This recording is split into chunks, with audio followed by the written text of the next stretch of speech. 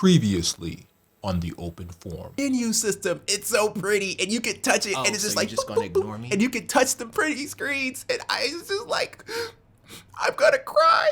It's so pretty. Now back to the show.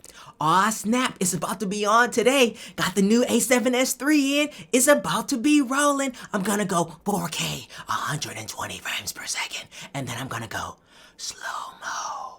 And then I'm gonna recalibrate my LUT. Because that's what everybody does. They recalibrate their LUT. What the hell is this? Oh, hey, Toph, what's going on? This is an A7C.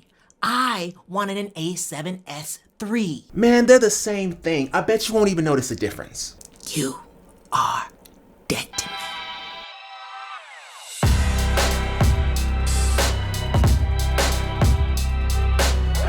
You can do this. You're a professional. 4M, how you doing? How you be? Top to the AB, and whew, I know you probably sense the anger that's emanating from me. I've been stewing on this for quite some time. Here's the story. I'm just gonna start from the beginning. So back in the day when I was a fledgling, my very first camera was the Canon T4i. I love that camera. I thought that camera was great. Had the touch screen and everything that you would want, plus it flipped out. It was awesome, right? And then I got persuaded and wooed away by the sirens of 4K on the Sony a6300. I thought that camera was my life. So I was like, you know what? I'm gonna sell this Canon T4i. T5i ain't got nothing. T6i I don't have it. The 5D Mark II, Mark III, none of them have 4K. This guy, Sony, has 4K. So I jumped ship from Canon to Sony to the a6300. Now I'm thinking everything is peachy. I have my brand new APS-C sensor. I'm thinking everything is cool. All right, so then a couple years go by, or maybe like a year and a half goes by, and they release the a6500, which is supposed to be the a6300 on steroids, plus you get 5-axis image stabilization. So I was like, wow, I want to vlog. And what better way to vlog than stabilize my shot? So I sell my a6300, get the a6500, and then I think I have a vlogging camera. Here's the thing, it's very hard to vlog if you don't know if you're in shot. So most of my shots, I'm not even seen. Half my head is missing in most shots that I take. That's the problem with vlogging without being able to see yourself. So now I'm stuck with the a6500, my a6300 is gone, and I've already lost all this money. Here comes the Sony a6400, which is supposed to be a weaker version of the a6500, but it now has a flipping screen, so you can now see yourself, but it gives up the 5-axis image stabilization, which was the reason why I bought the 6500 in the first place. So I was like, you know what? I still will be able to see myself. It'll make for a good video camera. I'm gonna go ahead and get it. I get the a6400, sell my a6500, and then they release the a6600, which is both of them combined.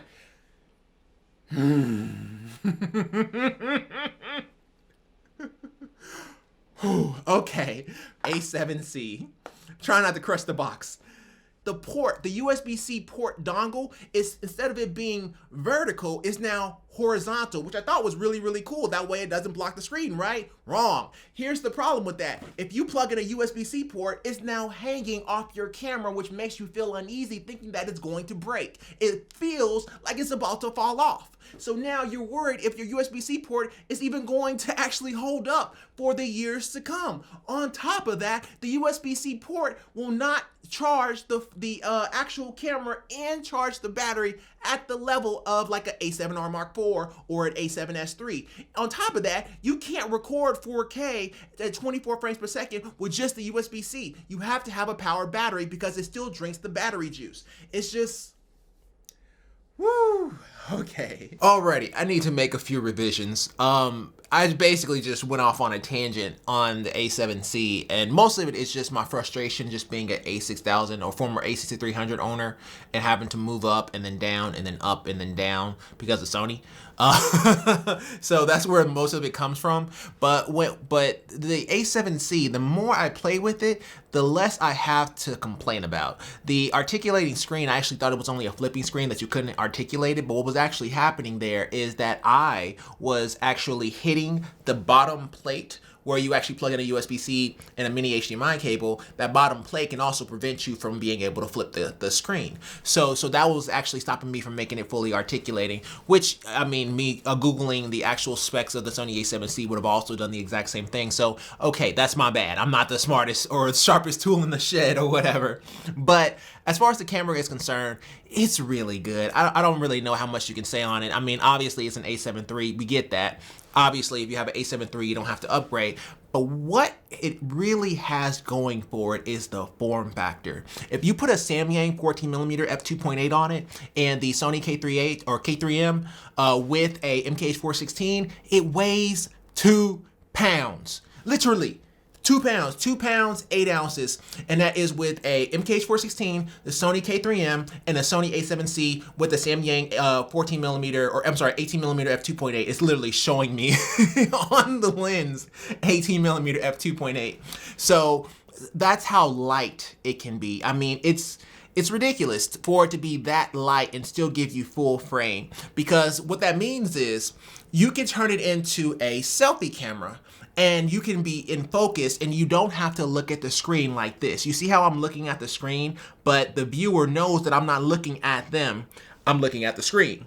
But at 14mm on full frame, everything is in focus, because if you put it back here, it's gonna see you. There's no way you have to worry about you being cut off. You can't be cut off. It's gonna get all of you. It's gonna get your neighbors, your friends, your dog, your pet, your grandmother. It's gonna get like what like if your wife is pregnant, it's gonna see the baby. Like, it's gonna get everything. It's 14mm at full frame.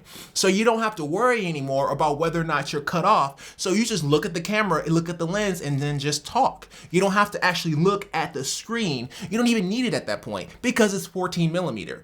And on top of that, it's light. It's very, very light. It's easy to carry, easy to put on a gimbal, easy to not put on a gimbal and just hold it up. Of course, it does have image stabilization. It's not the strongest in the world, but it's okay. It does its job. And, you know, on top of that, you can always put it on a gimbal. And it's a very light product. You can put it on, like currently I have it sitting on a clamp right now, a clamp arm that can only support 2 pounds.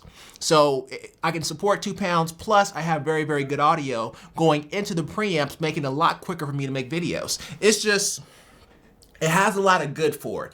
The only bad is that USB-C port is scary.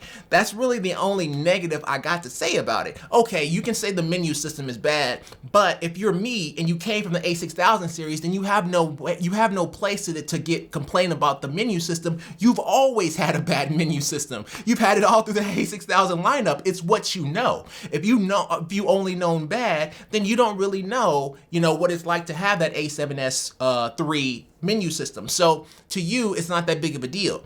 Only people who notice that are people who came from the A7S III, but 95% of the Sony's lineup in cameras is the old menu system. So you having a new menu system isn't that big of a deal. It's definitely not a deal breaker. Autofocusing is still good. You also have the phase detect, or obviously you have phase detect, but eye autofocus, you get that. I mean, it's just all of the features that you would get in the A7 III, and then you get the fully articulating screen and a smaller camera body. On top of that, you get the Z batteries, which means you don't have to keep worrying about having this size battery for the A6000 lineup and this size battery for the full frame. None of that. All that is gone and out the window. They all use the exact same battery. So it has a few downsides, but man, all of those upsides just make me want to change my mind. I really like this camera. I'm sorry. I don't think I'm getting rid of this camera. This is my baby. This is my new boo. So just thank you for listening to me rant on about the A7C and my issues with Sony cameras. If you like this video, I'm going to like button. If you really like it, I'm going to subscribe. I love you either way. Take care. All the best. And bye.